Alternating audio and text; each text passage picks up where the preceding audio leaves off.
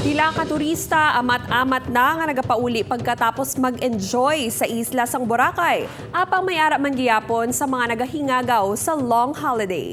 Ini ang gitutukan ni John Sala. Matapos mag-enjoy sa swimming, paddleboarding, parasailing kag nagkalain-lain nga beach activity sa isla sa Boracay para sa iban nga mga bakasyonista, ang pinakamasubo among tion sang pagpauli.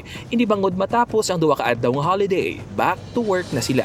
Kaangay nilang kay Crizel nga nasipang sa pagani kuno sa iya pagpauli sa Quezon City matapos ang malawig nga paliwaliwa sa Boracay. Yes, actually ayoko pang umuwi.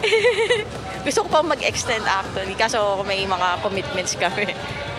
Apang balon kuno sini ang memories nga hindi gid mabayluhan. Ilabi na nga first time sini sa Boracay. Speedboat, UFO, jet ski, and such things. Tsaka kayak, crystal kayaks the most And then yung braiding, yun yung mas parang hindi ka Boracay kung hindi ka magpapabraid.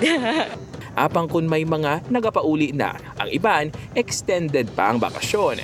Kaangay na lang kay Rubilin, kag sang iya pamilya nga sa Boracay malong weekend. Ilabi na nga talagsa man lang kuno sila magbakasyon. Kasama namin nanay namin dito sa mga kapatid ko po kasi minsan lang kami magkakasama pamilya kaya masaya po. Sa datos ang Malay LGU, kumalin sa October 1 tubtob November 1, naglabot na sa masobra 140,000 ang tourist arrival sa Boracay sa diin kalabanan diri ang mga domestic tourists gikan sa National Capital Region plus areas. Upuod kay Hans Disierto, John Sala. 1 Western Visayas.